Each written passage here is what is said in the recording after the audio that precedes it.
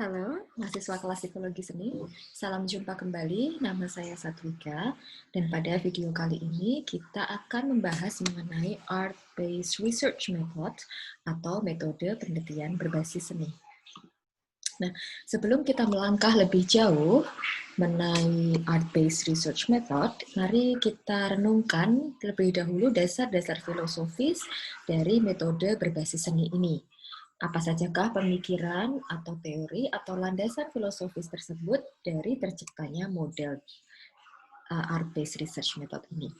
Nah, yang pertama tentu kita ketahui bahwa seni dapat menjadi media untuk memperdalam pemahaman terhadap masalah sosial maupun pengalaman hidup manusia. Nah, kenapa? Karena seni ini mengandung metafora ya di dalamnya atau kiasan gitu ya, yang dapat mengungkapkan maksud yang tidak bisa dijelaskan secara verbal. Ya. Nah, kemudian menurut Eisner tahun 2008, pengetahuan itu dalam penyampaiannya tidak terbatas pada tulisan saja. Jadi dapat berupa visual melalui penglihatan, pendengaran, sensorik, ya, misalnya daya sentuh gitu maupun kinestetik. Nah, jadi Eisner ini mencoba untuk mengkritisi dan menawarkan alternatif untuk mengkomunikasikan pengetahuan melalui media lain gitu ya, selain bentuk tulisan itu sendiri. Nah, selama ini misalnya melalui bentuk jurnal ilmiah gitu. Nah, sehingga tujuannya pengetahuan itu dapat tersampaikan ke masyarakat awam yang bukan masyarakat akademisi dengan cara yang lebih mudah ditangkap. Dan yang selanjutnya, menurut Gerber dan kawan-kawan serta Levy dan kawan-kawan, mereka berpendapat bahwa seni itu dapat menimbulkan perubahan atau mendorong transformasi, jadi menggerakkan gitu ya. Melalui kesenian, kebenaran dan makna dari suatu fenomena itu bisa tersampaikan. Jadi ini berhubungan dengan bagaimana seni itu bisa mengungkapkan sesuatu, termasuk kritik ya, dan pengalaman manusia yang lebih mendalam gitu ya, dan lebih communicable. Terakhir, seperti yang sudah saya sebutkan tadi, bahwa metode art-based ini bisa memfasilitasi komunikasi pengetahuan ke publik, ke masyarakat dengan cara yang lebih mudah dan lebih menjangkau masyarakat, tingkatan masyarakat yang lebih luas gitu ya.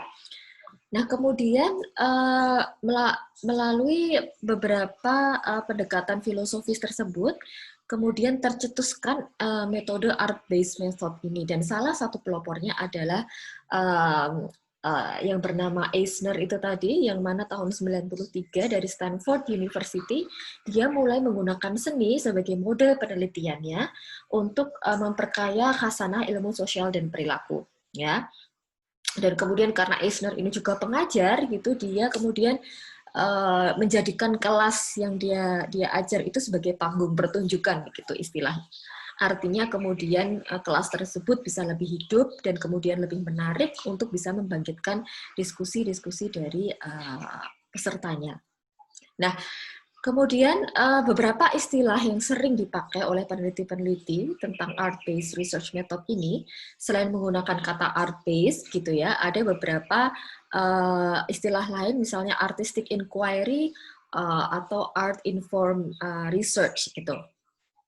Meskipun agak sedikit berbeda penyampaiannya, namun intinya tetap sama, yaitu menggunakan seni begitu. Jadi contohnya adalah Hervey tahun 2000 ini dia menggunakan istilah artistic inquiry, di mana kemudian dalam penelitiannya itu terdapat proses kreatif yang kemudian melibatkan nilai estetika dari peneliti itu sendiri ya. Jadi si peneliti menggunakan nilai-nilai estetika yang dimilikinya serta kemudian menggunakan data seni dan kreasi atau proses penciptaan seni untuk mengumpulkan data sekaligus menganalisis data dan mempresentasi hasil penelitiannya.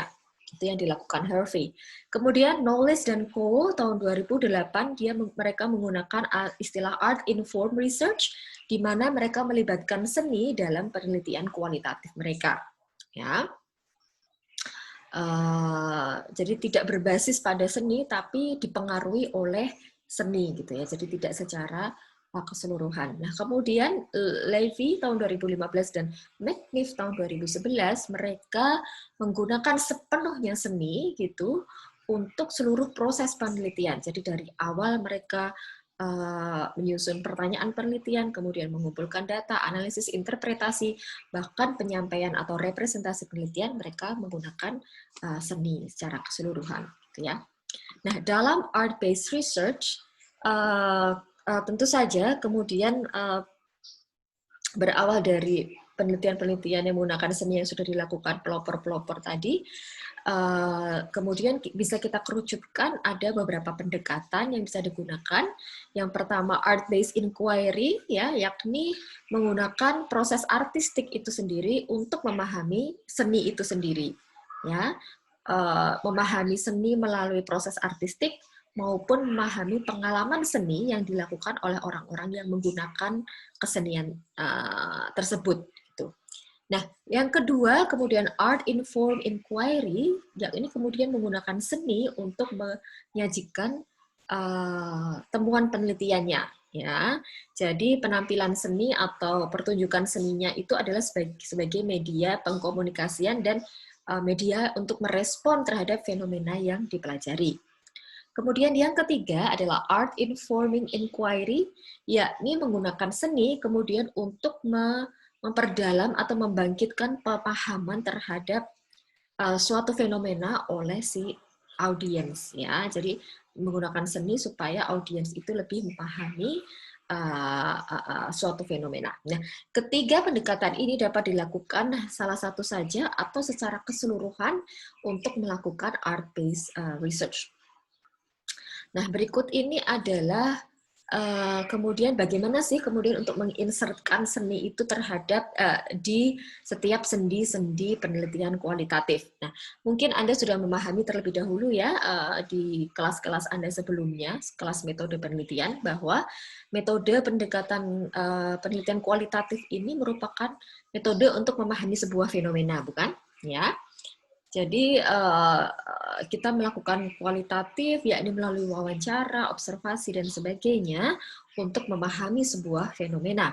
Nah, kemudian memasukkan seni dalam metode kualitatif ini berarti kemudian memasukkan seni itu tersendiri ke dalam sendi-sendi penelitian kualitatif tersebut. Nah, kita lihat yang pertama di sini adalah main purpose atau tujuan utama dari penelitian. Jadi penelitian kualitatif itu tujuannya kan untuk mendapatkan pemahaman mendalam ya mengenai sebuah situasi atau fenomena, dan hasilnya biasanya adalah sebuah bentuk penjelasan ya dan kemudian rekomendasi untuk sebuah aksi atau follow up terhadap fenomena tersebut. Nah, dengan memasukkan art based method gitu akan memungkinkan untuk mendapatkan pemahaman yang lebih mendalam mengenai suatu fenomena ya. Dengan adanya seni memasukkan art base-nya itu, kemudian tujuan penelitian itu akan lebih tergali dan kemudian akan kemungkinan ada efek kejutan di situ ya, di mana kemungkinan ada pertanyaan-pertanyaan yang kemudian berkembang atau mungkin bahkan tidak terjawab bisa jadi karena memasukkan unsur seni tersebut. Nah, kemudian metode pengumpulan data kualitatif biasanya kan melalui interview atau wawancara, bisa melalui focus group, discussion, bisa melalui observasi. Nah, ketika memasukkan seni, maka pengumpulan data juga akan terinspirasi dengan kesenian juga.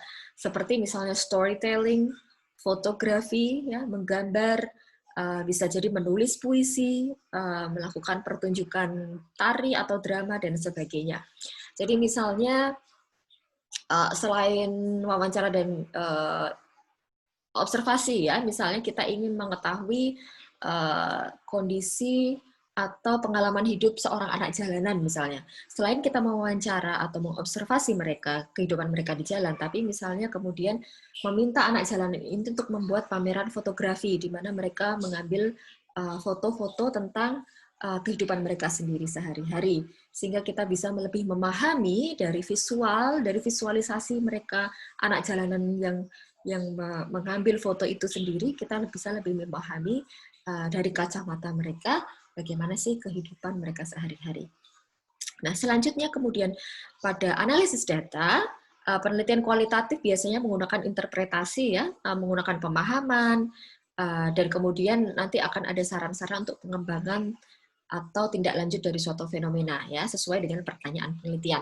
Nah, kemudian ketika kita memasukkan karakter art based, maka data analisis ini bisa lebih kompleks ya, memungkinkan untuk memunculkan lebih banyak pertanyaannya daripada jawabannya misalnya. Nah, akan sangat dimungkinkan juga ketika analisis data nanti akan muncul ketidakpastian gitu ya, terhadap pertanyaan yang diajukan gitu. Jadi dengan memasukkan art ini sebagai peneliti, kita akan sangat terbuka untuk kemudian untuk memahami suatu fenomena ini dengan lebih banyak pertanyaan gitu ya, dengan lebih banyak suatu hal yang tidak bisa kita pahami. Oke, nah selanjutnya kemudian penelitian kualitatif biasanya diseminasi atau penyebaran hasil penelitian ini dengan artikel jurnal yang dipublikasikan ya. Nah, ketika memasukkan art base-nya, maka penyebaran atau komunikasi hasil penelitian ini bisa melalui bentuk-bentuk lain selain artikel jurnal gitu ya, bisa melalui pameran produk seni, baik itu 2 dimensi maupun 3 dimensi, bisa melalui pertunjukan, bisa melalui karya puisi, karya tulis fiksi misalnya. Nah, produk-produk seni ini kemudian sebagai pengganti dari artikel akademik yang tertulis tersebut. Nah, kemudian dari segi audiens atau pemirsa atau seseorang yang kemudian memanfaatkan hasil penelitian tersebut biasanya adalah akademisi ya, yang biasanya membaca jurnal ilmiah atau stakeholder yang berkepentingan, misalnya pemerintah gitu ya. Nah, mereka kan akan membaca artikel jurnal. Akan tetapi ketika kita memasukkan art base-nya, maka dimungkinkan audiens dari penelitian ini akan bertambah dari kelompok yang lebih beragam ya, seperti misalnya anggota masyarakat, pembuat kebijakan publik dan sebagainya. Dengan art base-nya ini akan bisa mengaddress atau memfasilitasi orang-orang dengan kemampuan literasi yang berbeda-beda. Sehingga tidak melulu akademisi yang bisa membaca jurnal ilmiah, tapi masyarakat awam kemudian bisa memanfaatkan hasil penelitian dan memaknai hasil penelitian tersebut dengan misalnya membaca atau menonton pertunjukan drama dari penelitian yang sudah dilakukan. Kemudian yang terakhir adalah evaluasi. Biasanya kan artikel jurnal kualitatif itu kemudian dapat dinilai dari kualitas jurnal yang menerbitkan artikel hasil penelitian tersebut ya. Nah itu kemudian termasuk bagaimana kredibilitasnya, transferabilitasnya, dependabilitasnya, dan konfirmabilitasnya. Nah, ketika kita kemudian memasukkan unsur art base ini, maka kritik atau evaluasi penelitian itu akan dapat timbul dari banyak segi atau banyak sisi gitu ya, terutama kemudian bagaimana metode ini berrelasi dengan tujuan dari pendidikan, sosial, dan filosofisnya. Nah, kemudian berikut ini merupakan tabel dari perbandingan art-based research dari beberapa pendekatan yang digunakan di metode penelitian kualitatif ya, yakni research about art, art as research, dan art in research. Jadi kita bisa memilih bagaimana kemudian kita melakukan art-based ini dari research about art as research, or art in research. Yang pertama adalah research about art atau penelitian tentang seni. Jadi ini sudah jelas ya, jadi penelitian tentang seni ini bisa kualitatif, bisa kuantitatif. Jadi periset di sini memang dia benar-benar meneliti tentang kesenian itu. Ya, jadi ada bentuk kesenian dan peneliti meneliti tentang kesenian tersebut ya. Nah, peran sentral di penelitian ini adalah tentu saja perisetnya karena dia yang menggali data. Kemudian seni di sini adalah sebagai area atau kontennya gitu ya, jadi keseniannya itu yang diteliti. Jadi relasi antara seni dan penelitian adalah topik seni itu yang diteliti dan peneliti adalah sebagai orang luar, ya, jadi berjarak dengan topik penelitian tersebut. Nah, bergerak kemudian art as research atau seni sebagai penelitian. Nah, di sini kemudian lebih kepada artistic inquiry-nya ya. Jadi seni di sini sebagai cara untuk bertanya dan menjawab pertanyaan penelitian tersebut. Biasanya yang menjadi peneliti itu adalah artisnya gitu ya. Jadi metode riset ini kemudian mendukung artistic inquiry tersebut. Dan peneliti itu sebagai orang dalam, artinya artis tersebut yang jadi peneliti dan kemudian tidak berjarak. Yang terakhir kemudian art in research atau seni dalam penelitian. Nah, ini merupakan qualitative inquiry ya, di mana peneliti juga memainkan peran utama di sini. Jadi seni adalah sebagai metodologinya ya, digunakan untuk menjawab pertanyaan penelitian ya, dan digunakan untuk mendukung qualitative inquiry atau metode kualitatifnya. Dan peneliti juga terlibat sepenuhnya gitu, jadi mengalami bersama, jadi orang dalam dan tidak berjarak dengan fenomena maupun seni yang digunakan. Mari kita tengok lebih dalam. Itu tadi sudah saya jelaskan research about art. Di sini sudah jelas bahwa peneliti meneliti tentang seni atau sebuah bentuk kesenian ya. Jadi peneliti tidak harus menghasilkan produk seni, tidak harus menghasilkan kesenian sebagai produk keseniannya, produk penelitiannya, maaf. Dan juga tidak harus menggunakan seni sebagai metode pengumpulan data, ya, atau pengkomunikasian hasil penelitian. Jadi murni hanya meneliti tentang kesenian tersebut.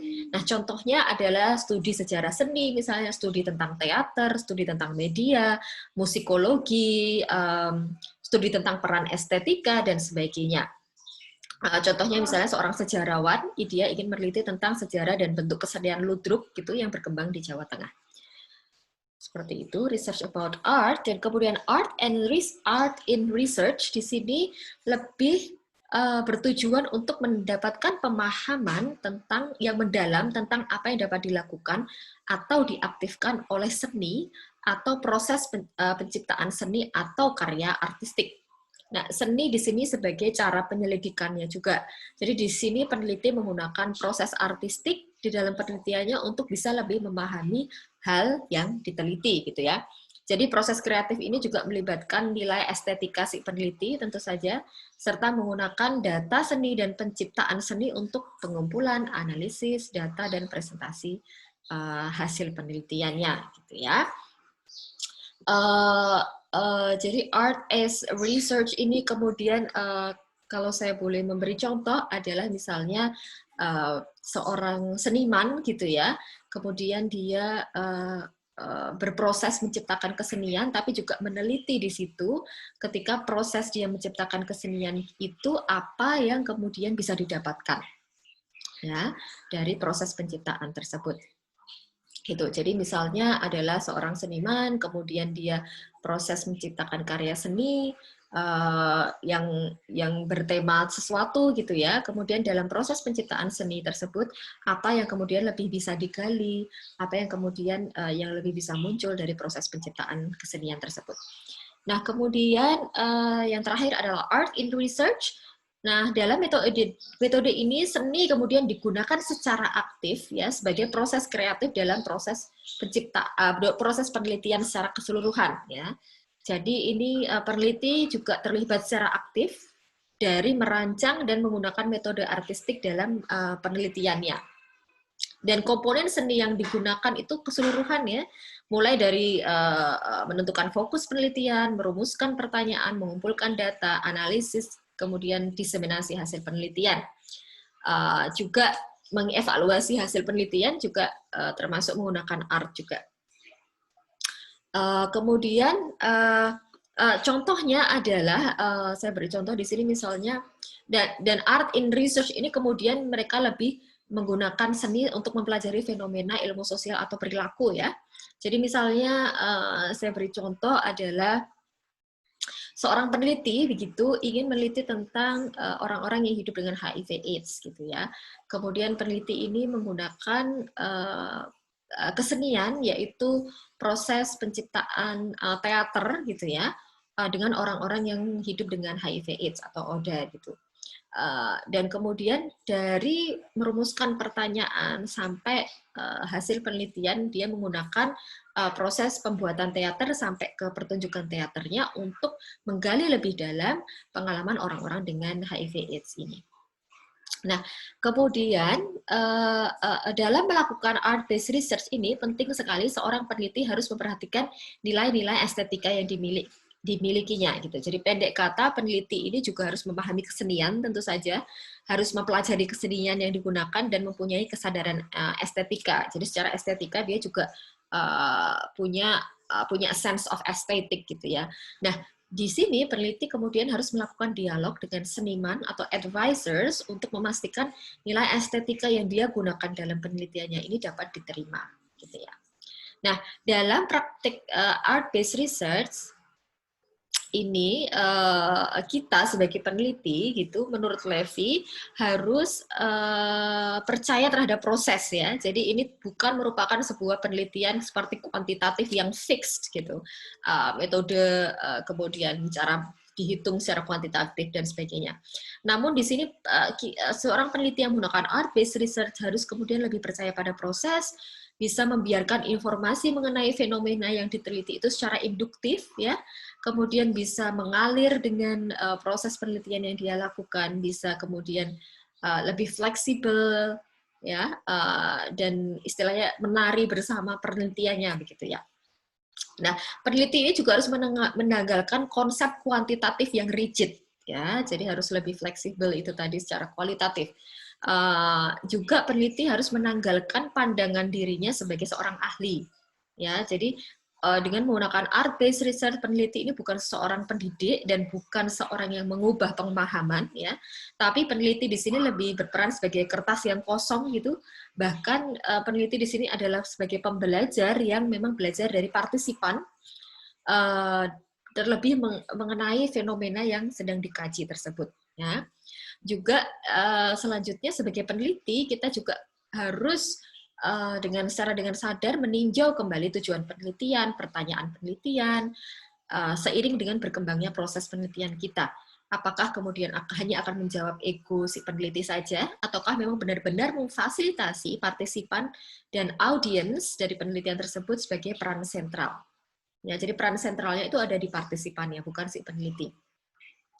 Nah, untuk memastikan validitas dan kredibilitas dari penelitian art-based research ini, tetap ya, walaupun penelitian tersebut fleksibel dan lebih mengalir, tapi validitas dan kredibilitas tetap harus diperhatikan ya. Jadi kita harus memperhatikan apakah penelitian ini kredibel gitu ya, apakah memang provokatif dan menarik, apakah pertanyaan penelitian kita tuh menjawab tantangan atau isu-isu yang sedang hangat dibincangkan di masyarakat dan memang membutuhkan jawaban. Jangan hanya kita meneliti karena memang kita ingin meneliti itu saja, tapi harus kredibel, artinya memang benar-benar dibutuhkan. Ya, hati-hati pertanyaan penelitian jangan hanya karena ingin menjawab ego atau keingintahuan peneliti saja. Kemudian untuk mengetahui apakah penelitian kita itu valid dengan menggunakan art-based, kita juga harus memeriksa apakah penelitian tersebut itu beresonansi terhadap audiens atau orang-orang yang kita sampaikan hasilnya gitu ya. Apakah makna bisa tersampaikan dengan baik kepada audiens kita. Nah, di sini sehingga harus ada cross check ya, baik terhadap partisipan penelitian kita maupun audiens penelitian kita harus melakukan cross check, menanyakan kembali apakah memang maksud atau makna yang kita sampaikan itu memang sudah benar dan apakah itu sudah tersampaikan dengan baik. Nah, kemudian juga ada confirmability, yakni apakah pengetahuan estetika peneliti ini, karena menggunakan art ya, apakah pengetahuan estetika kita sebagai peneliti dapat dikomunikasikan dan dapat dipahami. Ya, sekali lagi kita kemudian harus mengecek pada audience atau kepada advisors gitu, pada seniman yang lain misalnya, apakah bentuk komunikasi dari hasil penelitian kita yang berupa karya seni itu sudah bisa tersampaikan dengan baik dan sesuai dengan estetika gitu ya. Nah, kemudian yang terakhir adalah mengecek validitas wajah. Artinya kita juga harus mengecek apakah karya hasil penelitian kita yang bentuknya seni tersebut orisinil ya, autentik gitu. Artinya belum pernah dilakukan atau belum pernah dibuat oleh orang lain. Baik. Berikut ini adalah contoh dari metode art-based yang bisa dimasukkan ke dalam penelitian kualitatif kita. Misalnya dalam pengumpulan data, nah, selain observasi dan wawancara tentang suatu fenomena, tentu saja kita tetap harus observasi dan wawancara. Nah, kita dapat menerapkan pembuatan karya seni untuk media pengumpulan data kita ya. sebagai rangsangan supaya data itu bisa keluar lebih dalam dan lebih bermakna. Nah, karya seni di sini bisa berupa musik, narasi, puisi, gerakan, drama, dan lain-lain.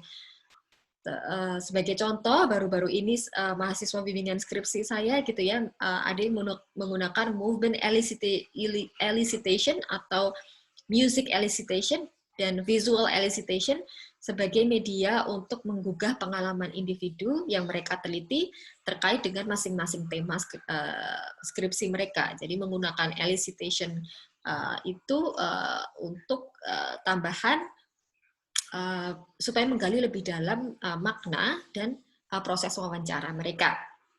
Jadi misalnya ada salah satu yang dia meneliti tentang regulasi diri pada individu yang mengikuti grup paduan suara begitu ya. Nah, selain wawancara ya, kemudian peneliti juga menggunakan music elicitation, artinya diminta mereka untuk partisipan diminta untuk bernyanyi ya, lagu yang menggambarkan yang paling menggambarkan emosi mereka gitu ya, sehingga kemudian mereka merecall kembali memori dan kemudian bisa mengungkapkan pengalaman regulasi emosi mereka dengan lebih dalam. Begitu. Nah, kemudian analisis data, nah seni ini kemudian digunakan sebagai alat investigasi, refleksi, analisis, representasional atau interpretatif ya. Jadi di seluruh segi dari penelitian tersebut, peneliti ini bisa kemudian digunakan untuk berbagai layer analisis tersebut ya.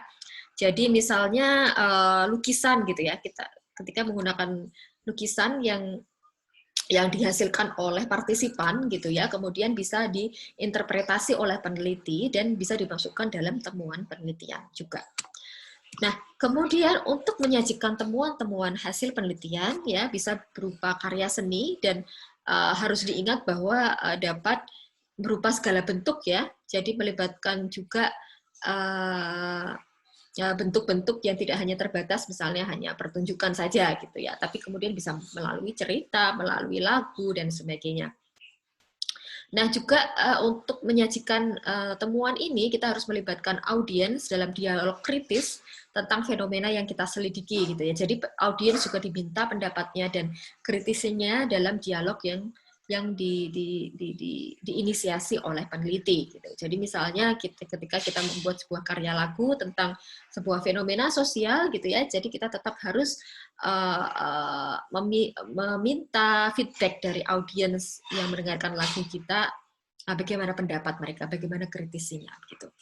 Nah, tentu saja untuk menyajikan temuan ini sekali lagi harus menarik dan kita harus cek estetikanya apakah sudah cukup memenuhi kriteria estetika dengan meng-cross-check pada audiens maupun pada advisor maupun pada seniman gitu ya.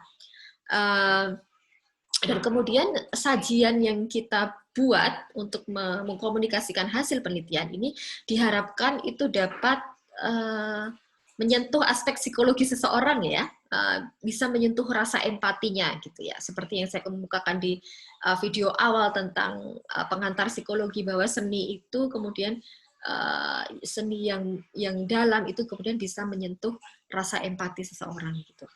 Sehingga kemudian tujuannya adalah kita bisa mempromosikan perubahan sosial, baik itu dalam tingkat mikro, dalam tingkat individual maupun makro, dalam tingkat pengambil kebijakan. Misalnya hasil penelitian kita itu berupa karya puisi gitu ya, mengenai orang dengan gangguan mental gitu. Nah, kita buat bentuknya seindah mungkin, semenyentuh mungkin gitu ya, dan ketika kita sampaikan kepada audiens, kepada publik, orang-orang yang menonton atau mendengarkan karya puisi tersebut gitu ya, bisa lebih paham tentang kehidupan orang-orang dengan mental disorders atau gangguan mental misalnya, sehingga orang awam tersebut bisa menjadi lebih aware, lebih memahami ya, dan siapa tahu kemudian bisa disampaikan kepada pemangku kebijakan sehingga bisa memberikan pengaruh kepada mereka untuk membuat kebijakan atau membuat regulasi yang lebih berpihak kepada orang-orang dengan gangguan mental misalnya seperti itu. Nah, bentuk-bentuk penyajian hasil penelitian ya contoh-contohnya saya berikan di sini, namun tidak terbatas hanya bentuk-bentuk ini, gitu ya. Jadi tergantung dari kreativitas masing-masing penelitinya, bisa berupa foto voice, foto komik, menggambar, melukis, quilt atau bentuk selimut gitu ya, yang dijahit bersama-sama, atau upcycling atau seni daur ulang, animasi, bisa digital storytelling. Ya, kalau seni suara misalnya bisa dengan audio, soundscape, lagu, musik video, dan sebagainya. Karya sastra juga bisa melalui puisi, karya fiksi, prosa, dan sebagainya. Kemudian seni pertunjukan bisa melalui teater, pertunjukan tari, bahkan bisa berupa media yang bersifat kekinian, berupa dunia virtual misalnya gitu ya, dan tidak terbatas bentuk-bentuk yang lain. Nah, ini merupakan beberapa contoh-contoh yang diambil dari buku ya, bentuk penyajian hasil penelitian yang digunakan oleh peneliti. Yang ini berupa fotografi gitu ya, jadi penelitiannya mengenai peran ayah dalam pengasuhan, jadi dia mengambil foto-foto yang dia dapatkan secara real di kehidupan sehari-hari dan kemudian dijadikan dipamerkan. Nah, ini adalah bentuk foto komiks gitu ya, jadi membuat komik dari foto yang diambil tentang orang kulit hitam yang hidup dengan HIV/AIDS. Gitu. Kemudian ini contoh gambar kelompok gitu ya, mengenai sebuah kondisi suatu lingkungan tempat tinggal orang-orang dengan kondisi sosial ekonomi kelas bawah gitu ya. Jadi mereka diminta untuk membuat gambar secara grup gitu ya, dan kemudian ditampilkan. Misalnya juga berupa quilt atau selimut yang dijahit gitu ya, mungkin sebagai contoh lain misalnya ada anggota kelompok masyarakat apa yang memang di lingkungannya itu